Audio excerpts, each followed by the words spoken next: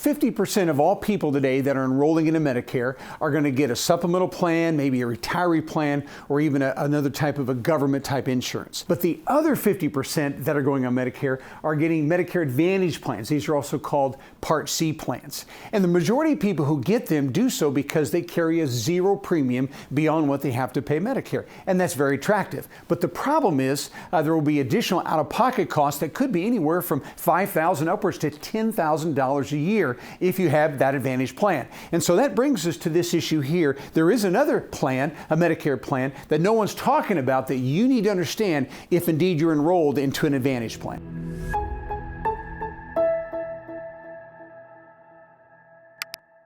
We are all fully aware of the increased cost of healthcare services today. It is truly staggering how much prices have gone up. But that problem has led to another problem. That is the fact that now there is a great increase today of healthcare debt in the U.S. And right now, in 2023, on the books, there is $200 billion of medical debt. And that means hospitals that have not been paid and doctors and outpatient clinics that have not been paid. And so a lot of people are in debt because of healthcare costs. Now, what's interesting to me about that statistic is that the second largest group of people who hold that debt are those that are on Medicare, meaning they had out-of-pocket expenses they could not pay, and therefore they're part of that debt. Now, remember, when you go on Medicare, you only have three options for using your Medicare. You have the option to enroll into A and B only. Now, the problem with A and B only is A and B only does not pay anything 100% other than preventive services. So when someone chooses to have A and B only, what they're doing is now they're responsible for all the gaps, the things that Medicare doesn't cover. Basically 20% on the outpatient side, and they have deductibles and copays on the inpatient side of Medicare. And so again, a tremendous amount of liability. And so you're responsible for those gaps. If you cannot pay for those expenses, now you're part of that $200 billion in debt. Another way we can get Medicare is we can get A and B, and then instead of having only and be responsible for the gaps, then we can get a supplemental plan. All right? Now, the truth is anyone who has this is not part of that debt problem because that supplemental plan is covering all those gaps. They're going to have to pay a premium, of course, to get rid of that liability. And that is something that some people cannot afford. They simply cannot afford a premium to get that supplemental plan. All right? So that takes us into our third option, and that is this. We enroll in A and B, but we get that replaced by what's called a C plan or an Advantage plan. And it is true that the Advantage plans have a zero premium, but it is also true that you do have additional out-of-pocket expenses. And so it's a pay-as-you-go system. And if people don't have the money to pay as they go, to pay those different copays and out-of-pocket expenses, therefore they're going to become a part of that particular debt problem. So this group here is not a part of that $200 billion problem. It's those with A and B only and those with C plans, all right? And so let's talk about how is it that those who have C plans can oftentimes find themselves in a tremendous amount of debt because of those C plans. So people that are on C plans, what does their annual income look like? Well, 39% of all people that are on Advantage plans today make less than $25,000 a year. So if they have an exposure of $5,000 to $10,000 any given year, then again, they don't have much income to offset that. Now, 34% of all people that are on Advantage plans are going to make less than $50,000 in income. All right. So what's that saying is that what do we have? We have a full 73% of all people that are living on less than $50,000. Again, there's no extra money in that budget to be able to cover those out-of-pocket expenses. So only 27% more are going to be above or at the $50,000 income, okay? So it's very possible that if I do not have the income to cover those out-of-pocket expenses, those bills are going to be unpaid, and I'm going to be part of that $200 billion in debt. Hey, just real quickly, if you're finding this video to be helpful, you can like, comment, and subscribe. And if you do so, that'll let YouTube know that this is helpful information, and they'll send it out to others who also need to learn about Medicare. Now let's look at the monthly budget of people who enroll into Part C plans. Now remember this, if you're enrolled into a C plan, you've got to be enrolled in A and B. Now for most people, Medicare Part A has a zero premium. As long as we've paid in for 40 quarters, 10 years worth of work into the Medicare taxes, A is zero premium, but B carries a premium. This year, that is $164.90 a month. If someone's on Social Security, that Part B premium comes out of their check.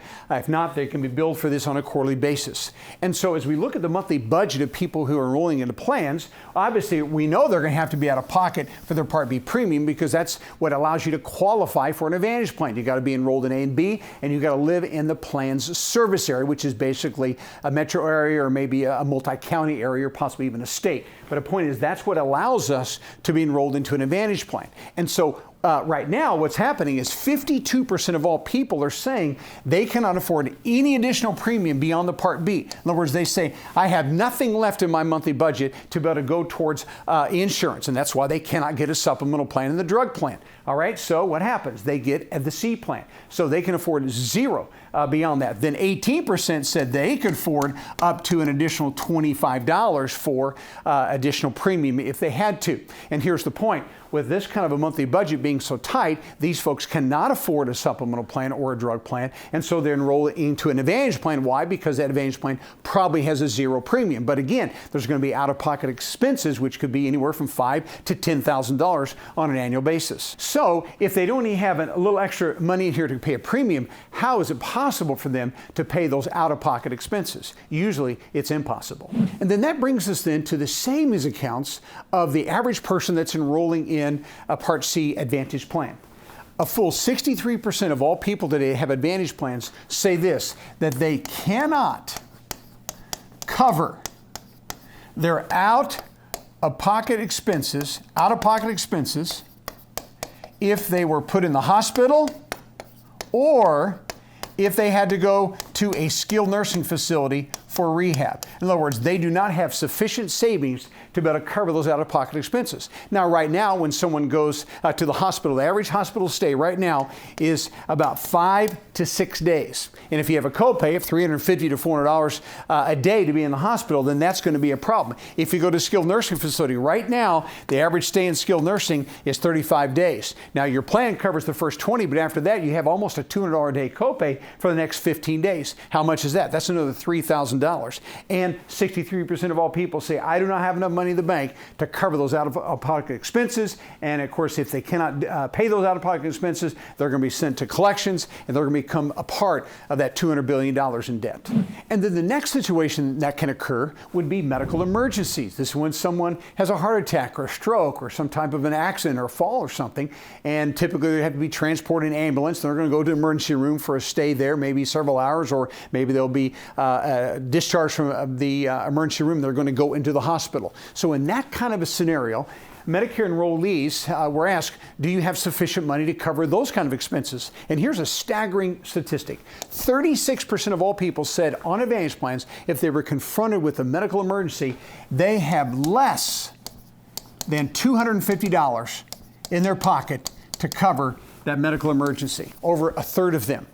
Now, 14% said they have in their availability of cash flow, $250 to $500, but no more than that in a medical emergency. And then 15% said they have somewhere between $500 to $1,000 of liquid cash to cover their out-of-pocket expenses on the Advantage plan if they had that medical emergency. So if we add this up together, we got 5 here and 1 there, 3, 6, so we got 65% of all people that are on Advantage plans are saying that they have $1,000 or less out of pocket if they were ever in some type of a medical emergency. Now, folks, that's a problem. And that's why I said there's $200 billion worth of debt. And some of that debt is owned by those people that have Medicare Advantage plans because they don't have the money to cover those expenses. And then next, that brings us to the financial problems of Part C plans. Now, again, the majority of people have Medicare A for zero premium. They have Medicare Part B for $164.90. That's what it is for 2023. That's on a monthly basis, all right? And there's typically no financial problem there. And so what happens when people cannot afford anything beyond the $164.90, they enroll into an Advantage plan, and now they're going to have a zero premium plan with their Advantage plan. So there's really no problems here. The problem is this, and that is going to be out-of-pocket expenses. All right? Meaning, when you enroll in an Advantage plan, you pay as you go. So what you're doing is you're taking on the risk of whatever healthcare service that you're going to need. And of course, none of us know for sure what we're going to need, but most people say, I probably won't need too much. I'm not really worried about paying as you go. But if we have some kind of a serious issue, we ever get diagnosed with cancer, or we have some kind of heart issue, we're in the hospital, maybe repeatedly in a couple year period of time, we could have a tremendous amount of out-of-pocket expenses. And so here's what happens. Again, zero premium probably to the insurance company, and they'll throw in some perks along the way, but we're going to pay copays. Right? We also, by the way, could have a deductible. Now, most of the plans do not have a deductible, though there are some that do. They carry about $1,000 deductible. Beyond that, then we have copays. Now, those copays could be related to inpatient care. It could be outpatient care.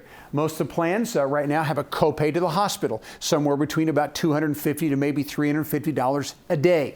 And you pay that daily copay for upwards to either 5, 6, maybe 7 days, and you would pay that every hospitalization. So if I have a $350 a day copay, I'm in for 5 days, that's going to cost me out of pocket $1,750. And if I'm rehospitalized maybe a few months later, the same thing's going to happen again. Every hospitalization, I got to pay my copays. If I go to a skilled nursing facility, usually the Advantage plan covers you the first 20 days, nothing out of pocket, but after that, now we have a daily copay, normally about $195 or $200 a day. So if you're in for 15 days, that's going to cost you $3,000 in copays. All right, so we have copays. We also have what is called coinsurance. Coinsurance on Advantage plans is only on some items. Some items have a copay, but others have coinsurance, typically chemotherapy, diabetic supplies, those kind of things, 20%. So if the bill's $100, you're going to have to pay $20 of that bill. So again, very reasonable copays, but you're going to be out of pocket. And so we have copays, we have coinsurance. Now, here is the good news about Advantage plans. Eventually, though, those copays, coinsurance, and deductible, they will stop because every plan has to set what is called a MOOP. And that's an acronym that stands for max out of pocket. And so it's pay as you go, copay, copay, copay, coinsurance, but all that money goes to the MOOP. And again, it's going to vary. If you're going to be on some type of an HMO plan, you're probably going to have somewhere between about a $3,000 to a $5,000 max out of pocket. All right, which simply means we pay copays till we hit this, and then once we hit that number, if we do, well, then we no longer have to pay any more money out of pocket. We're done for the year, and then that max out of pocket will reset every January, and then again, we pay as we go, deductibles, copays, coinsurance, until we hit the max again. Now, if you're on a PPO plan, that's going to be different. Most PPO plans are going to have about a $5,000 in-network out of pocket, but it's a PPO, so you have the ability to go out of the network if you ever need to, and on most plans, that's going to be about $10,000. So if you have to go out of the network, there is a potential that you could be out of pocket about $10,000. So again, it's not $100,000, it's not $1 million.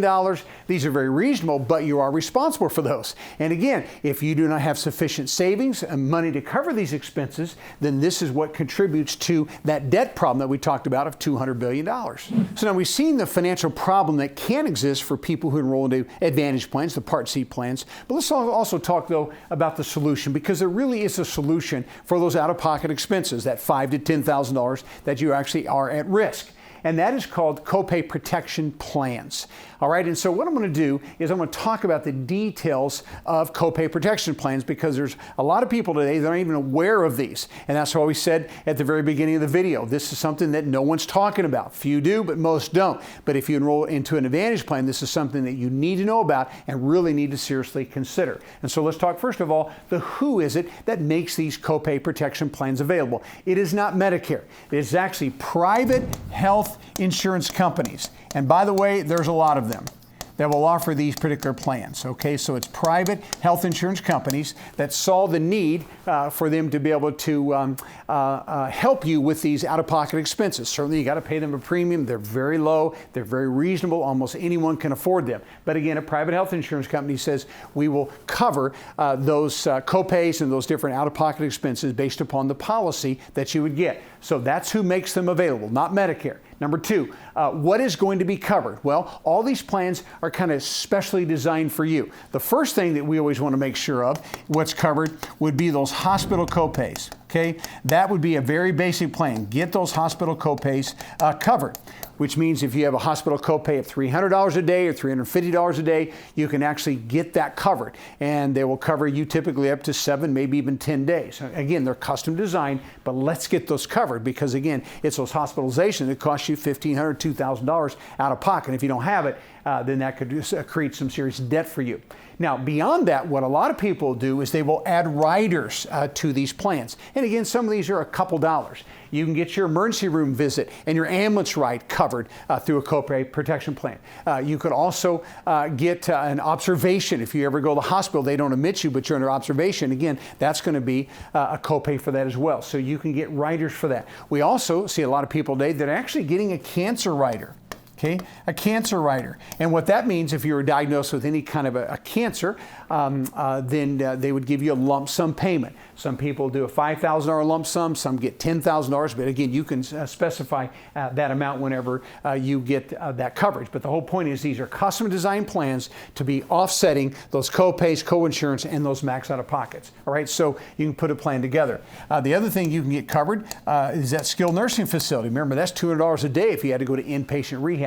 And again, there's riders for that as well. But the point is, you want to decide what it is you're concerned about, what risk you'd like to eliminate, and you can design that copay protection plan to fit your needs. Hey, if you're finding this video helpful, I want to invite you to go right up here and actually click on a link that will allow you to watch what I call the Medicare Essentials Workshop. There's a workshop that I did that really is going to show you everything you need to know about Medicare from A to Z, how to enroll, when to enroll, and the plan options for you. So go to that link and check it out. So the next question is the when. In other words, when do people normally buy these? Well, there's an ideal time to buy these when you first go on Medicare, because what happens is 6 months before you go on Medicare A and B, you can actually apply for a copay protection plan, and upwards to 6 months after, all right? So we have this year window where we can have a copay protection plan. Apply. It would start on your when your Medicare goes into effect, but we have 6 more months where you can still qualify with no underwriting at all. Now, not all carriers do this, but most of them do. So you have this window where